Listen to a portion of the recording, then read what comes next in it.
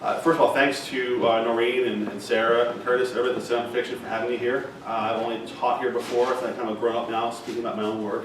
I taught a reading seminar here, discussing guys like Hammett and Chandler and all those, those guys. So now it's Swierczynski, God help you. But I thought I'd read a small piece of the book, give you a flavor for what it feels like. There's only two things you should know. One is that there's two characters.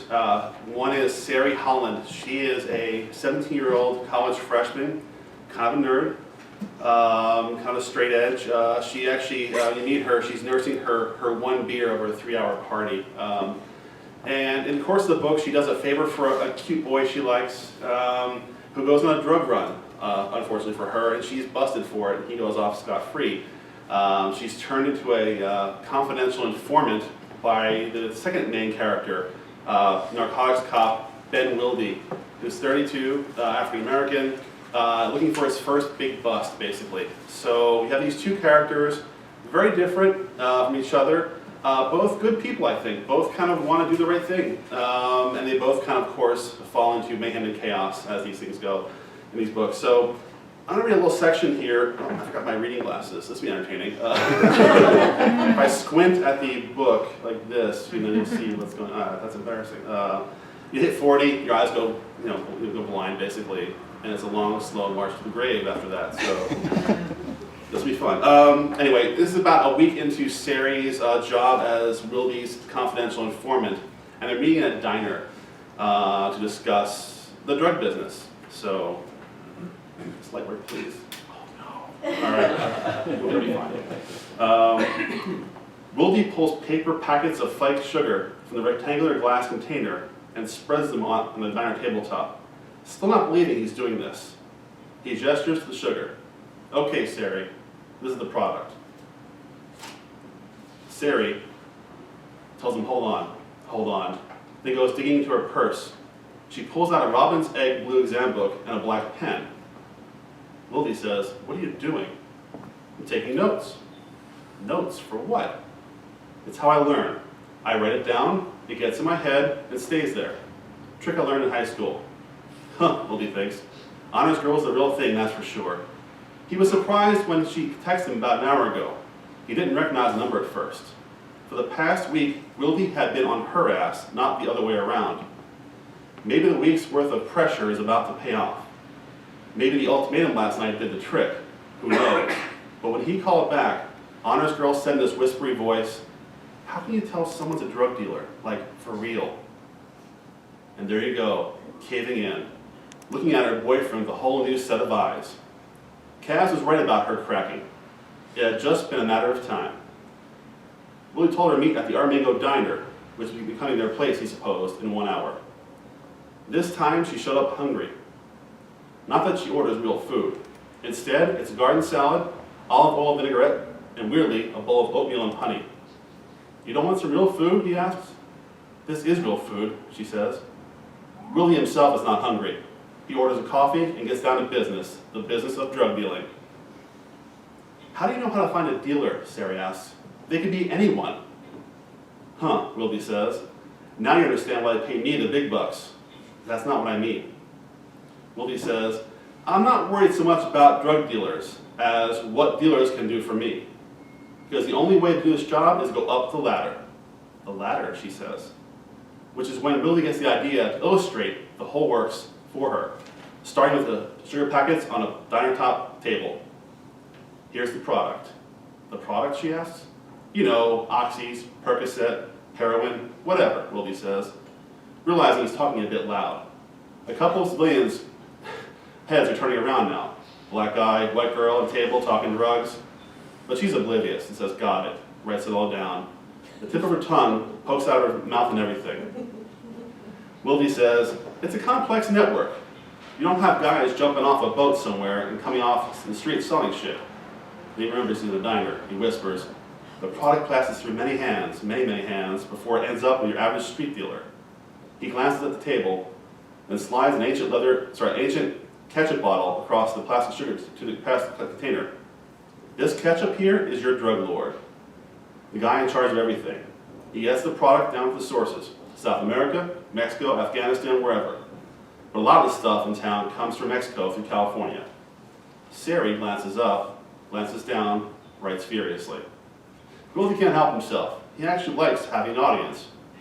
He's feeling inspired. He grabs a sticky grape jelly tub from a small plastic stack of them. Then he takes this apricot jelly tub too. What the hell? He loads the sugar on top of the jelly tubs. These are your international smugglers. Drug lord hires these guys to transport the product into the country. They're real good at it too. Say it's coke. These guys are sneaking 500 tons of that shit into the country every year. Wildy slides the drug smuggling jelly tubs across the tabletop to, what can he use now? Mustard bottle. Yeah, one of those fat squat ones. That was right on. This mustard bottle, it's your kingpin. He's in the US overseeing shit on this end. Of course, Sari writes it all down. Wildy positions the plastic salt and pepper shakers next to the mustard. Now here's the next level down, domestic distributors. They take the shit from the kingpin, they process it, cut it, whatever, and send it to the dealers. Sari looks up from her notes expectantly. Wildy scans the table. What's left? Next to his coffee cup are 4 empty creamer tubs, paper tops peeled back. Yeah, they'd work. He gathers them up and drops them in front of Honor's girl. Now these creamer tubs, they're your street dealers. These guys out there are slinging it to the customers. They're nobody special. They're the guys behind the counter at fucking McDonald's. Expendable, replaceable. As if to illustrate the point, Wildy swipes his big paw across the table, knocking the creamer tubs across the table against, they slam against the partition. Your boyfriend, he's a creamer tub. I truly do not give one high holy fuck about him. You only want him to get to the next level, she says. The salt and pepper shakers. Yeah. Making cases against salt and pepper motherfuckers is what gets me up in the morning. Even better if I can take down enough of them to give me a mustard bottle. Big, fat, wide-mouthed one. That's my real goal. Honor's girl writes it all down, leaving Wildy feeling like he needs to give a summary statement of some sort. All right, all this here on the table, all this shit, what you're seeing sitting in front of here is a $750 billion business. That's billion with a B. And my brother making 60 grand a year, trying to throw a wrench in the works. She nods, puts her pen down, takes a bite of her salad. She chews thoughtfully. There's a lot going on in her head right now. So Wildy, what happens to the creamer tub when he's all used up? Wildy smiles. Well, it depends. But in this case, the creamer tub in question will be fine if he gives up the salt and pepper guys. You have my word on that. Sari chews more salad. Wildy continues. Look, let me tell you what usually happens to creamer tubs. Either we catch them, or they end up dead. I'm talking the vast majority, Sari. Doesn't work any other way unless they cop a deal. Your boyfriend's white, isn't he? Sari continues chewing, glancing down at her table food. She's not going to answer this one. Not that easily. Not yet. I'll take that as a yes. Maybe he's got slightly better chances. But he's also more likely to go dipping into his own product, if he isn't already. White boys do love their pills. Soon you've got judgment lapses all over the place. For instance, you get your innocent girlfriend to drive you down to a salt and pepper shaker and leave her holding the bag. If he's doing that kind of shit, he's already circling the drain, you know what I mean? Sari continues chewing. Washes things down with a gulp of ice water. Which means, Sari, you'll be doing me a huge favor if, then Sari's cell phone goes off, a text or something. As she digs it out of her purse, Wildy tries to take a casual peek at the screen, but the glare blocks the view. Who's that? Sari looks up at him. It's my dad. He must be home for dinner soon. With all that salad you've been wolfing down? Then it comes. A real smile from his honors girl. Wildy is floored. When DCI smiles, she looks like a completely different person. No, Wildy says, feeling emboldened. Anything you want to tell me? The smile fades just as quickly as it appeared, and a look of worry washes over her face. That's it, honors girl. You should be worried. Come on now. Tell me his name. Give me 48 hours, Sari tells him, surprising Wildy for the second time that day.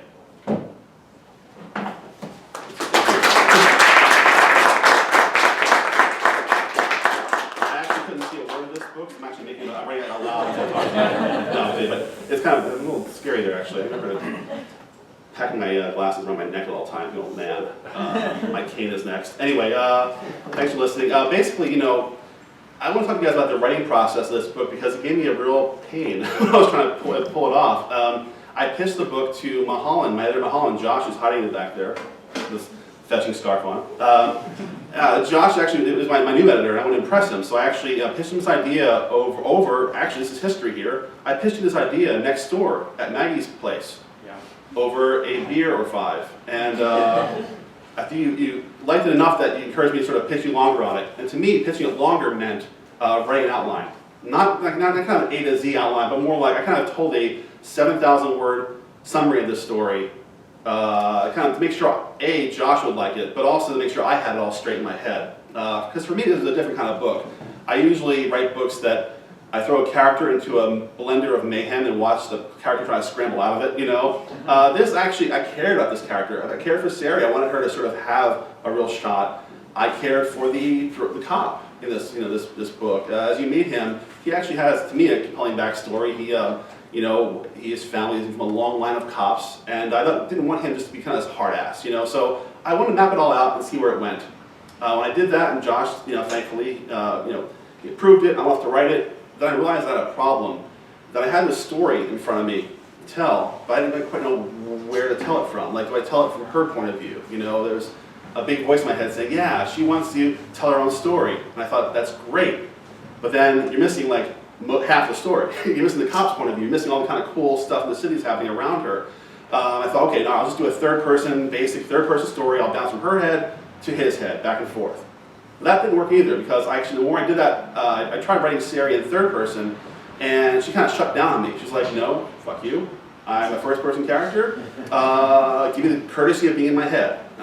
Seriously, it wouldn't work. I tried a few versions where you're seeing her at a party, kind of like, you know, as a casual observer. For some reason, she kind of didn't come to life at all. So then I tried, okay, maybe this is the first person. This is what I did for like months, you know, and Josh calls me, hey, how's it going? It's great, Josh, it's awesome, it's going great, you know. And so I go back and forth, torture myself. Okay, maybe it's a second person novel. That's right, yeah, second person, I'll do that, you know. You are the drug dealer. No, that kind of nonsense. You know, everybody goes through this, seeing every possible version of their novel, you know, and it drives me insane. Until finally I thought, okay, she wants me to tell this in her first person voice, I'll let her. Then I'll cut away and try Wildy from a first person voice as well. Well, he just clammed up as well. He's like, nope, sorry, I'm a third person character, you know, kiss my ass. So at the end of this thing, I decided on a hybrid of a first person to third person, back and forth, praying it would work. The plot still hung together, oddly enough. It was all the same plot, but it's just sort of where you put your camera is the way I kind of see it. You know, when you're in Sari's, when you're in her world, she has a first person camera on her shoulder. You're seeing it through her world, you're seeing her, you're hearing her thoughts, you're kind of in her head. With Wildy, I can actually move the camera around. It was like I could sort of see him. I actually broke away for a while, and I would do like little text messages and sort of other little things that give me the freedom. And eventually, other characters kind of burst into that third-person narrative as well. So that, to me, it gave me a justification for how I wrote it. And at the end, the way I explained to myself, and I always explain myself, I have to sort of sell myself in the book before I sell my editor even, or anybody else in the book, is that, okay, at the end of this book, the events of this book happen. Sari goes off, and I'm rooting for you, something happens to her, you know.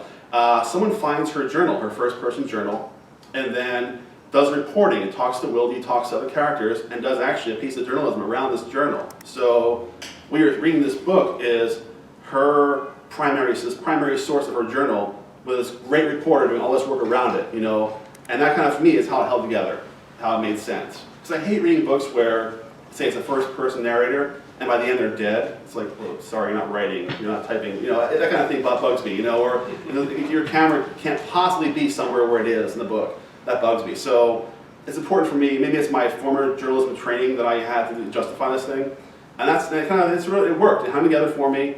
The other interesting thing about Sari's first-person journal was, even that was a little shaky for me until I had one breakthrough, and that was, instead of her, you know, writing a diary to herself, that's sort of really, it's like a selfie in words. It can be really disastrous if you're like, you know, it's like, oh, get me, you know, I'm busted, you know. She actually writes to someone. It's all focused to someone. And I decided it was to her mother. She's writing to her mother throughout. You learn pretty quickly in the book that her mother's dead. She's been dead for about a year. So it's her reaching out to her mother, you know, talking to this journal and trying to like find answers that, you know, aren't coming from her father who's still grieving, her brother who's like too young to be, hearing this stuff. So once that happened for me, it clicked. And the lesson I learned was, if you're doing first person, at least for me, have like someone you're talking to. Even if it's, a character in the book, if it's like this character is talking to a historian someday for the record, just have an audience in mind. That kind of really focused things a lot for me. I left out a lot of stuff that she wouldn't tell her mother, or it wasn't germane to the book. So that was a big help. The other big thing I learned in this book was, with place, a sense of place. That's always important to me. I'm not sure if you guys, read books for place or not. I tend to gravitate toward them, especially in the crime genre. If a book is set in kind of an amorphous nowhere, I'm a little bugged by that. I love Ed McBain. He's a brilliant crime writer, but it always bugged me that he set his 87th Precinct novels in a fictionalized New York. So I love New York. I want to see Brooklyn. I want to see the Bronx. I want to see its corners, but it's this sort of made-up place, Isola or Isola, is that how you pronounce it? I was always translating in my head, where is he now? I want kind of a Tolkien kind of map in front of the book, like, okay, wait, where is this now? And it always bugged me. So the sense of place, I kind of went crazy with the sense of place in this book, and I kind of traveled the corners that I haven't gone before in my previous books, which mostly are set in Philadelphia. I actually did a few location scouting. I was sort of like toward the middle of the book. One friend of mine down in a part of South Philly, for another reason, was actually part of a literary tour we were planning on. David Goodis, he's a 1950s crime writer who I'm a huge fan of, a Philly guy. We kind of every year retrace one of his books, and we were down in South Philly and going through kind of this neighborhood where The Moon in the Gutter is set. The name of his book, Moon in the Gutter. And all of a sudden I thought, this scene happens here, okay. And then as we walked around, and kind of just poking around, wandering around my own city, a place I've never, this corner I've never been before. I went to the waterfront on a whim, saw this great, creepy, like a collapsed pier that became a big part of the plot, I'm always looking for places that dump bodies in my city, always. Like, I'm not kidding. If I see a place that's a little weird, like walking here before for the sleep, walk under Grand Central, that does like weird roadways over your head, like, why aren't bodies stacked up behind here? Like, why not? I love that kind of stuff. Or just odd corners of the city. Again, it's like placing your Riley camera somewhere unusual. That's a big deal for me, in books. I don't want to show the same old thing. Yeah, I can put a body in Liberty Bell, but we'll find it eventually. I want really odd corners, and have the action be somewhere that feels authentic and that excites me, frankly. So the lesson was, that sense of place. But the biggest lesson that I learned from this book, and this, that I'll end on before we do some questions, is that I usually in my books, I'm so nervous about boring the reader.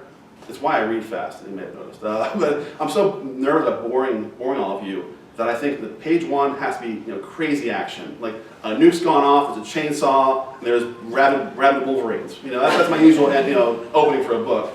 And I tried that. I had a version where this book opened actually with at a later point in the novel where it's desperate circumstances. There's blood in the back of a truck bed, there's a dead body, there's bullets, all kinds of typical stuff that I do.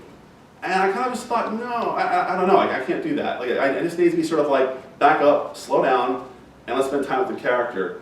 And actually I was really worried that it's a slow burn, and maybe it is, but to me it made all the difference. Like meeting Sari at front, meeting Ben Wildy and his stakeouts, it made all the difference to me. I knew them before I threw them into the blender of mayhem, in the city, and that was a breakthrough for me. I know it's probably the most obvious breakthrough, because most writers who are smart, slow and easy into it, but not me. And I kind of took that lesson to heart and kind of, I just turned in a book a few weeks ago, and same kind of thing. Hopefully it's a little faster paced, but still, I'm not afraid to give that slow burn at first and get to know the character. The way I figured it was, even if I changed it later, I can still get to know them this way.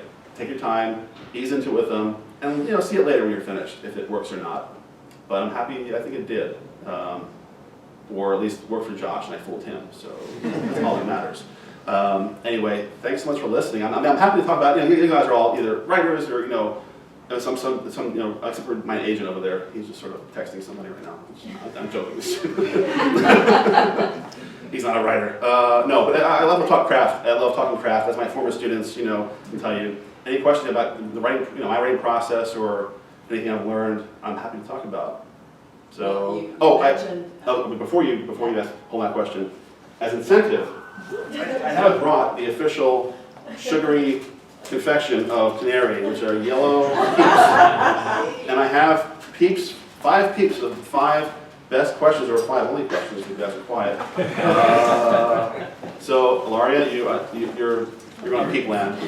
No peeps. Oh, no really? peeps. You're passing the peeps? I pass on the peeps. Wow. I Okay. can't do peeps. Next year, bring something else for Ilaria. Now you mentioned that you have a new editor. So, and you said you wanted to impress him, which of course is only natural. Of course. So, when you say this book was a departure, something different, so what prompted you to go in a different direction? What, is this going to be the beginning of a series, or is it just a standalone book? Great question. I mean, when I pitched it, I didn't consider it a series at all. I thought this is one story, you know. And as far as why, I guess it's just me, the natural progression of a writer, wanting to try different things. You know, I've done, before this I did a trilogy where it was kind of a parody of an action movie trilogy. It was high octane, it was mayhem, blood, explosions, all that kind of stuff. I mean, the character went into space in the 3rd book. Man, that's sort of my Moonraker, you know. So I kind of, you know, I don't want to repeat myself, you know. Although that was kind of fun. But I was conscious of, like, you know, trying something different to stretch my muscles as a writer and kind of see what would happen. You know, and I had this 3 articles I read kind of immersed in my brain, and it just came out, you know, spoke to me. Another inspiration was my kids. I have a 11-year-old daughter named Sarah, and this character is Sari. I imagine her, you know, 6, 7, 8 years later in life, what she might be facing. And I do have an odd superstition where if I write a book about something, it won't happen in real life. So this is hedging my bets against She's fate. never going to have a drug dealer boyfriend ever. We'll see. But I was trying to do something different consciously, you know. As far as it being a series, you know, at the end of it, I realized there was, you know, I think there's more to tell. Although my next book is not a sequel. I may actually not do a sequel, if ever, but if I do, it'll be a few years from now. There's, you know, the family in the book. Sari's 17, her brother Marty is 12. I kind of want to see him 5 years from now, when Marty is 17, and kind of understand his sister a little better, and then see, you know, Sari as a 22, 23-year-old, what she's kind of like now after 5 years of being a seasoned, you know, I won't say what she is. Anyway, but yeah, that to me is, I mean, kind of fun to check in every so often, almost like prime version of Boyhood, you know, just check in every 5 years, and you know, I'll be here at 80 and like, here's Canary Part 7. You know. Yes. What's your favorite example of a book that uses first and third in the same book? Good question. You probably had to think about it, right, when you were imagining whatever. You would think so. I know I've read them, and I know, you know, sometimes they work, sometimes they don't. Sometimes it's off-putting. I think I was more aware of books I read where I put it down, where the first person, the third is, actually, the best one I think of is Robert Crace. He did a book, one of his LA Requiem, I think is first and third. At least one of his Elvis Cole books does go from Elvis Cole to Joe Pike, and goes back and forth. And I think Joe Pike is the third person section, because he's a third person kind of, you know, thug character, and Elvis Cole is a wisecracking first person. So I think that example, I think, popped up in my head, but I've seen it go bad too. I was really nervous about, you know, it not working. I was just worried it would not hang together and kind of keep people turning pages. Temptation is after, her section's over, it's back to the cop, you know, put the book down. But you get a peep for that question. You get 5 peeps in one box. Oh, peeps? These are like these from Bethlehem, PA. Pure sugar. Yes. I have a follow-up question. Okay. How did you overcome your terror at like writing a first person and third person? I mean, because that's so, you know, it's not what people do, you know. So how did you overcome your fear, like every day facing that? Like, am I okay with this? I'm not sure I ever did. To be honest, no. It's every day. I don't know about you guys. I question my own stuff all the time, and kind of question, you know, even deep into a book. Am I doing this right? Is this actually going to work at the end? But then again, I have that perverse imp on my shoulder saying, "It's gonna be so cool. Do it. You know, this will be great. It's a high wire act. You know, that's the fun of it." I think if someone told me, "Oh, you only do a third person book. Just do it now, and this is how it's gonna work," I would probably rebel and write it anyway, to be honest with you. Because sometimes the book's the boss, you have to follow the book. So I had at least that weird cocktail, a combination of overconfidence and being scared shitless. That always is that tension in my life, in my work, I think. So, I mean, the book I just turned in is like even, things I shouldn't do what I'm doing, but you know, that's the perverse fun of it, you know. We'll see what works, but yeah, and Peeps. I only did it. I know the Peeps, I know that. Yes? I think it's interesting that your main characters, your two characters, are a woman and a black man. Was Yeah. that intentional part of you doing things differently, or did it just happen that the characters, they come out, black man and a girl? Or?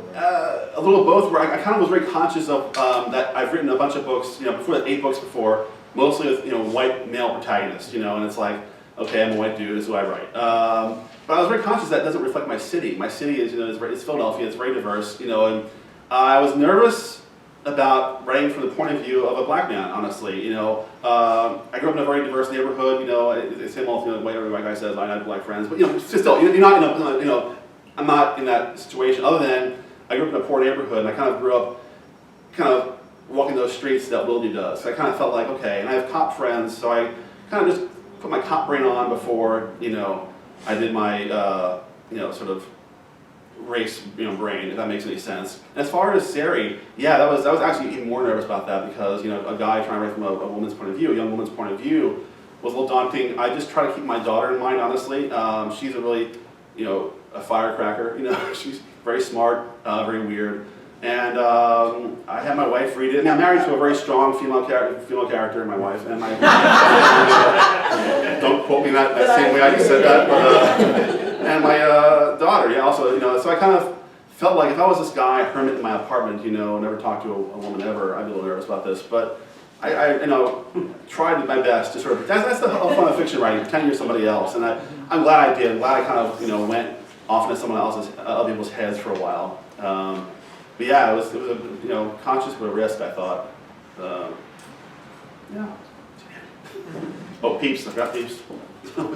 My daughter will appreciate that. Excellent. How old's your daughter? She's 6. Oh, 6. You have some few years before you started having nightmares like I do. Excellent. What else can I tell you? Oh, Josh. What you talked about location and loving to read books about that are really set firmly in place. Mm. What are some of the novels that you've enjoyed that are set in sort of stranger places? And I guess I'm thinking in particular crime novels, Yeah. whether it's in America or in the world. Like, I can't believe they did one in Greenland or whatever it may be. You know. Right. I've really enjoyed. I mean, I love Odd Corners of the World. I love Daniel Woodrell's books for that. You know, I've never intentionally go to, you know, the places he is from, but I love visiting there through his books. Just seeing different parts of America, you know, I kind of see it as novelists are actually often the on-the-ground reporters that, you know, reporters don't always tell the same kind of stories that, you know, novelists can tell. Like George Pelecanos in D.C., the kind of the parts of D.C. you never see. That, you know, other places.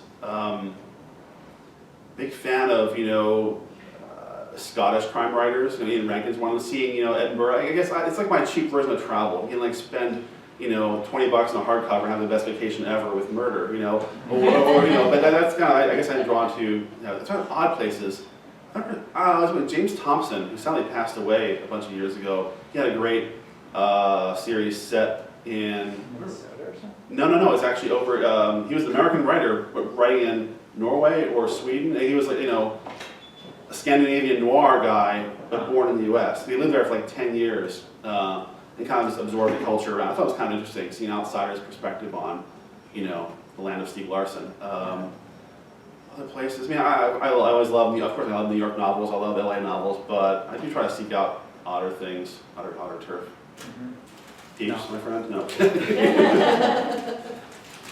Only 2 left. Ask your question now.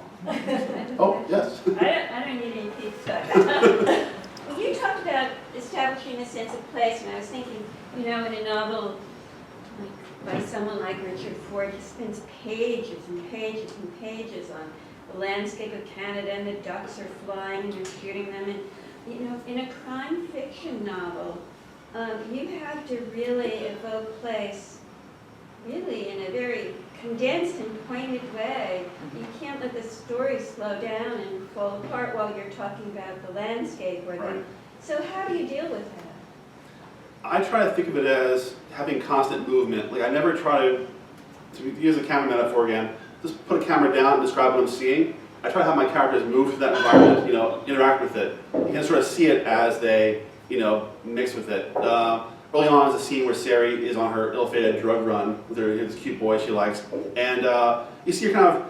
He goes on for a cheesesteak run, as you do after a drug run. And she's circling the block, and kind of as she's moving, she's looking around, she sees street signs, she sees crowds of drunk, cheesesteak seekers, and that's to me, I try to do movement as much as possible. Never kind of give, establishing shots are cool, they work often, but I try to get past it quick enough to sort of have someone move through a scene. But I do, if anything, I under-describe things. I probably should do more description than I do. I guess I was sort of trained in my head by Elmore Leonard. He kind of just blew right past most description, and he used in certain terms inspired by Hemingway, where characters give a very little description. It's how they speak, kind of how they behave that brings them to life. So I do like that. But I do also enjoy writers who, some writers are so gifted at describing a scene. I'll be there for 20 pages looking at Richard Ford. Actually Josh came on Richard Ford last year, some of his stuff. And it's like, I'll read him for 20 pages describing, the landscape. There are crime writers too who are really descriptive. Like James Elroy is I think to the point of weighting the book down. He's hugely descriptive. Yeah. He'll describe 10 things happening in one moment. Yeah, it's pretty. So that's I try to go for that, but movement, keep things moving is my mantra, I guess. And 2 peeps left since we're having 2 peep passers. Yes. How is your writing process different for comics versus novels? If you describe throwing your characters into a blender versus the outline which you use for Canary, but what's like writing for comics versus prose? The biggest difference is that it's so episodic. You're trying to tell a story in 20 or 22 pages at a time, and it's definitely a collaboration because you have your script is blueprints for an artist to work with. Whereas a novel, this is blueprints for you. For your brain to unpack and show you a movie. So I'm just one step in this long process. So I'm talking to my editor, I'm talking to my artist basically, and saying, hey, here's what I see in this scene. And it's thinking about fitting story into a bunch of boxes. Literally, average comic is 22 pages with maybe 4 to 6 panels on the page roughly.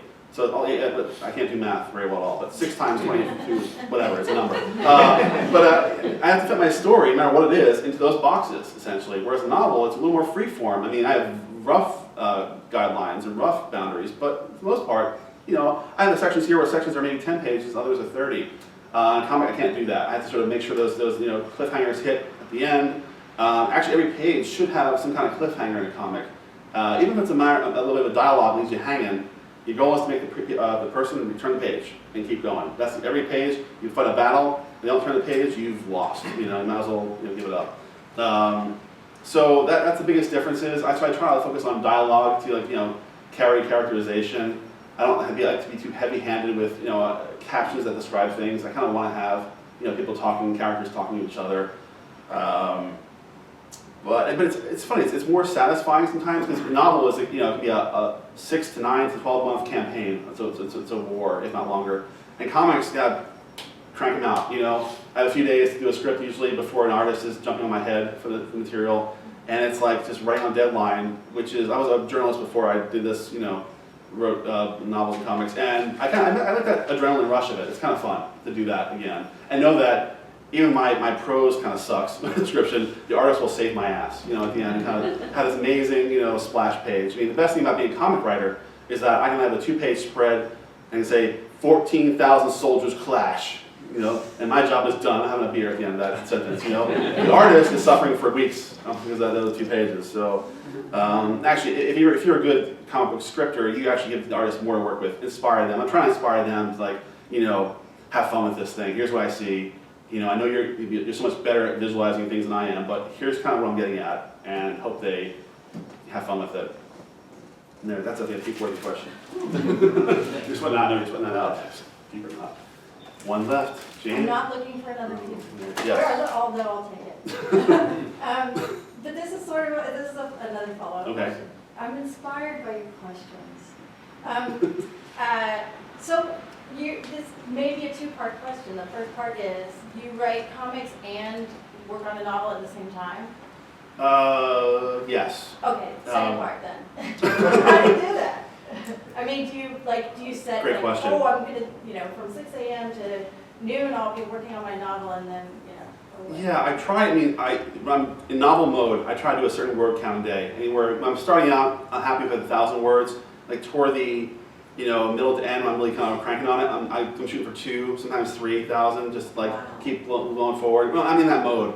And I'm just speaking from recent experience that, in that kind of mode, comics kind of fall by the wayside a little more, And I try to plan for it. I try to front load comics that way I can get them out of the way and then focus on the novel proper. But every day it's sort of it's the best job, but it's also a job with no kind of concern for your hours. It's just what it is. It's what it demands. I've been recently, this past week, honestly, getting up every morning earlier than I usually do, and writing 1,000 words with a fresh head, just to keep going. And it's been actually great because by the time, it's 7 or 8 rolls around, I've got $1 million. I'm like, I got 1,000 words in the bank. I can do no wrong today. Even if I leave my kids at the park by themselves, if I set them on fire, it's okay. I got 1,000 words in the bank. It's actually the best feeling ever. It's liberating. So I'm trying this, actually, it's a work in progress. I am trying this new thing where if I bank that 1,000 words or more, and I have a day for comics or revisions or edits. To me, it's a lot of other things besides the actual putting words on the page that's involved in it. There's edits, there's just sort of rethinking, there's research. I spent a lot of time researching the last 2 books especially. But yeah, it's a balancing act. See you, sir. No peeps in the road? No. Okay, thanks. I love reading interviews with writers to sort of learn their process. That's the best thing. I love it when the writers fess up to their process. And some are obnoxious, like, I get up and then I, put around 500 words on my veranda, and then it's turned in eventually. It's like, oh, shut up, I have tea.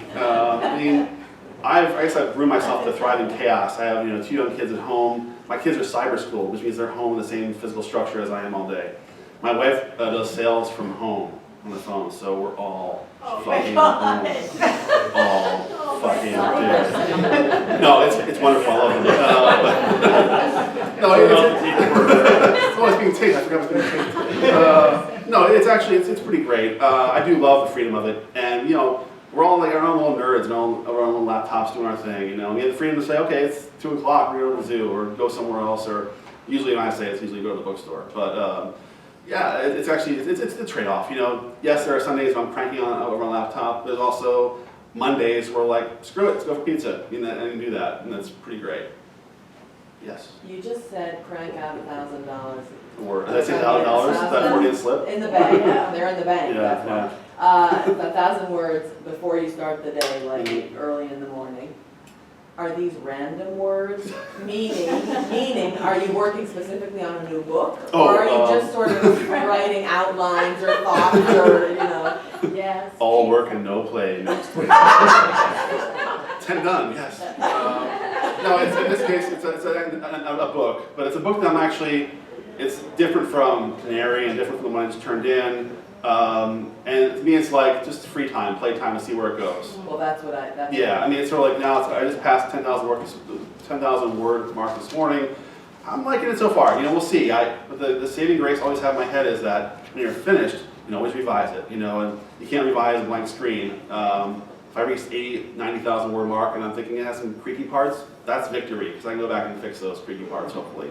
But yeah, it's kind of like, I guess that's sort of schoolboy thrill of no one's looking on my shoulder right now for this thing, no one's demanding it, no one knows it exists yet, except for you now.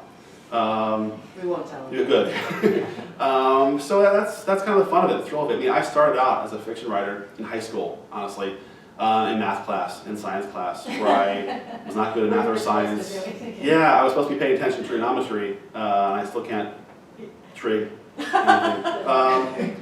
But I was going to write little horror stories to amuse my friends, and it was like no one's looking. I'm like, these little horror stories, passing them around, and that became so addictive. I did it after my homework was done. I go home and write these little horror stories, and it just became like what I did. And I still have that kind of giddy thrill that I still shouldn't be doing this for my time. It's that punk rock part of me, the rebel. She should laugh at that. Anyway. Yeah.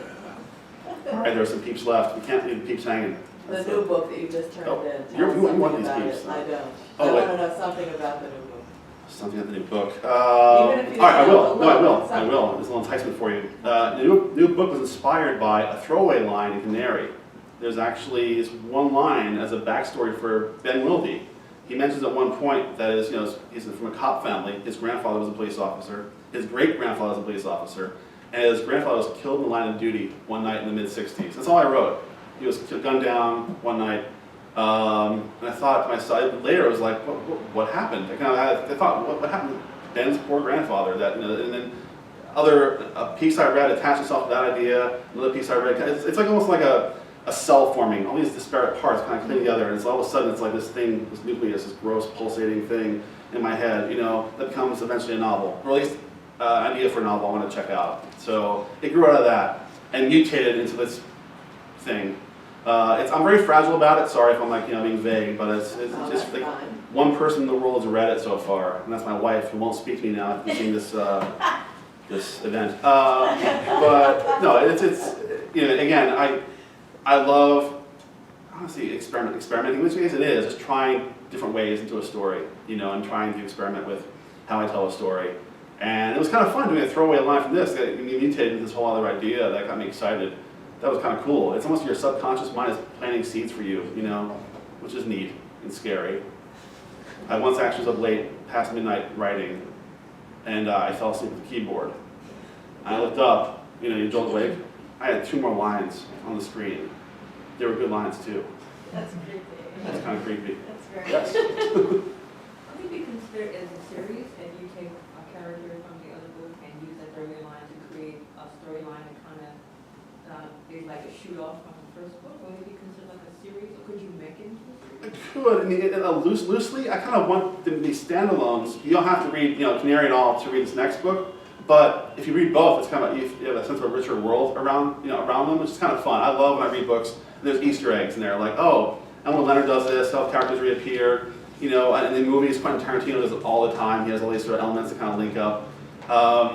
So yeah, I kind of, if anything, it's becoming actually maybe a weird series about this cop Ben Wilde and his family. I wasn't intending that at all. I thought this would be a series at all. It's about Sari Holland, her this young informant. But it's almost like I tell the grandfather's story in this next book, and actually the great-grandfather's story is kind of cool too. I'm thinking, do I go back in time one more step and kind of see what happened to him at the beginning of their lives? Prequel, sequel, I'm not sure what it is. But yeah, it's very possible. I do like it I love it when stories and books link like that. Hollywood hates it. They really hate it. I've had agents tell me that if you have a character appear from one book and goes to another book, because when you buy a book, you want to buy everything in it.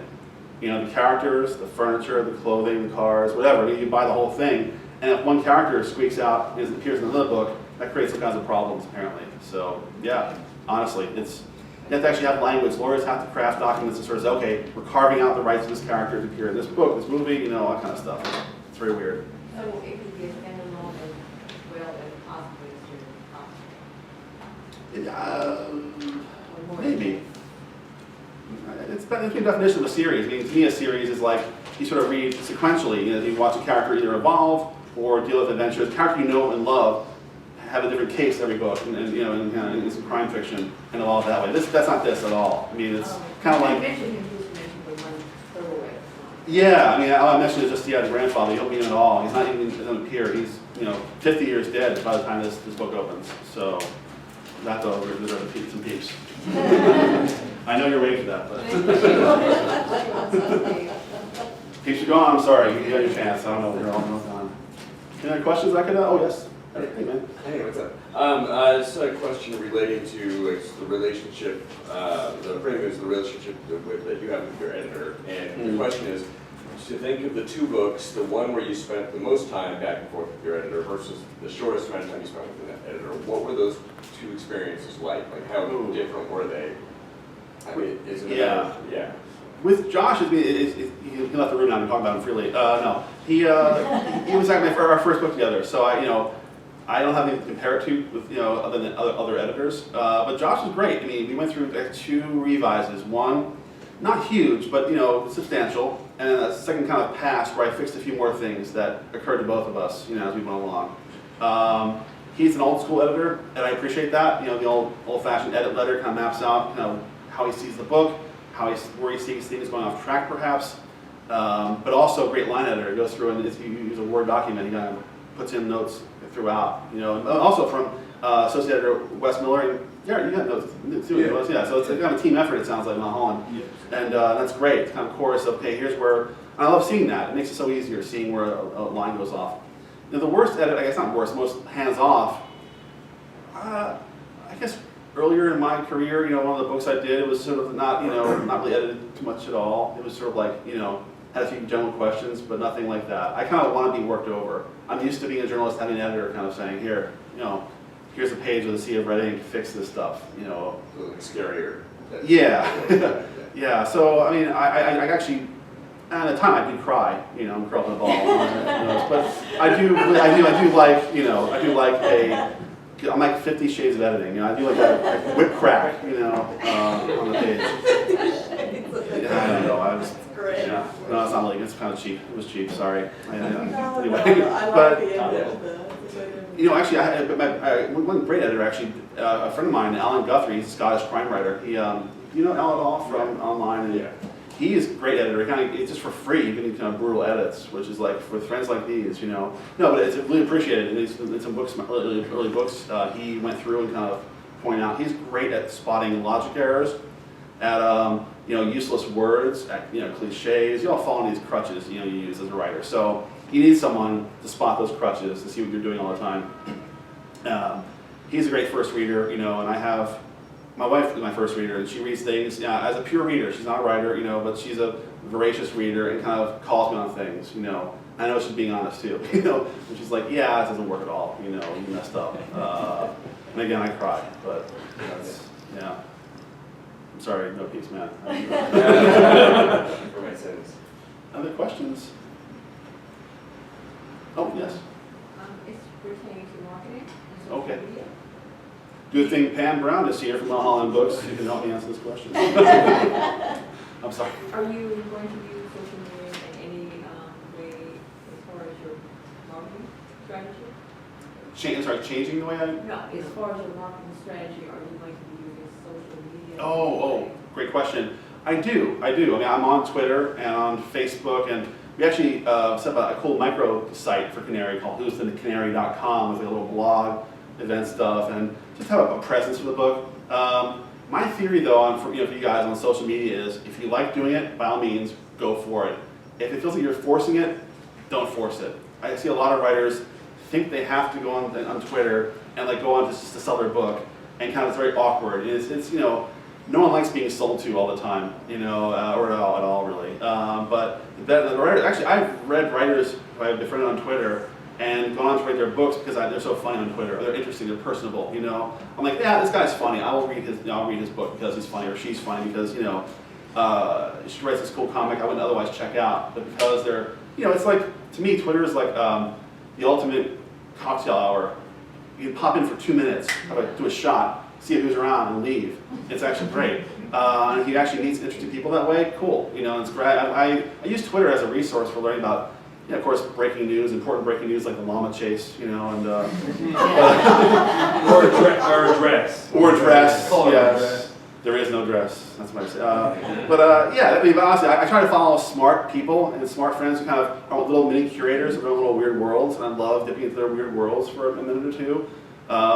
So do it if you have fun doing it. By all means, dive in. It's great. I like Twitter actually. Yeah, and I've learned about a lot of books that way. Yeah, the same reason you said. Excellent. And Facebook, it grew on me. I think more people do use Facebook, it seems, than Twitter. Looking at Pam because she does use. I mean, I agree. It feels that I way. endorse this answer. Whatever. Okay. It's gonna come off best. Yeah, I mean, I don't know. I kind of feel like it's a different audience, though, kind of. It's funny, a lot of my Facebook's how I tell a lot of my friends or people I've met once in my life, I have a book out, or and it's the same kind of thing. Just hopefully be yourself, be charming, a charming version of yourself. Don't try to sell, don't push, things. What's that? Tumblr is still weird. I'm not sure about Tumblr yet. I'm still trying to figure that I out. think you're really good at Tumblr. Yeah. One of the examples I get. Really? Yeah. Wow. Okay. I feel very wishy-washy and weird about it because I think I know it's visual based, so I try to post, book covers and pictures and photos and that kind of stuff more than posts. posts always feel weird and lost in Tumblr, you know? What first? Pinterest, I really can't figure out Pinterest. Like, I feel like I can't navigate it. I have a very pitiful Pinterest, you know? It's like one pin on a bulletin board in the corner. It's like my Pinterest. Are you on there? One minute. Okay, yeah. I don't know what to do with it, I just signed up for, you know. I want to learn. It's all experiment. What else is out there? What else is Instagram? Instagram is kind of cool. Yeah, it's picture oriented, but I like seeing who's doing what, who's eating what, you know. It's a nice crab salad, yeah. One of those, you know. But yeah, all social media. To me, it's a boon for writers if you do it wisely, because you spread word of mouth, and also comes back to you with word of mouth, and you learn cool things. I'm old enough to remember that back in the you like a certain book or a writer, you mail it for a fanzine. You guys, I'm all remember fanzines. I mean, I was a big horror fan, so in the late '80s, I would subscribe to these little weird horror fanzines, and have these little essays by them and little short stories, and you wait 4 or 6 weeks for your issue to come in, and it's like, oh man, you gotta devour it. Now it's just like, oh, whatever, click, here's my cool new thing. I'm bored, moving on. So it's just a different kind of enjoyment factor. But that's where my roots for that fanzine horror stuff. I like sending stories out to these. I got one horror story published in a weird horror convention I never even heard of before. But it was in their program. I got paid $50 for a horror story when I was like 17. I was like, I made it. Yes. Pretty great. All right, well, guys, thanks so much for bringing on this.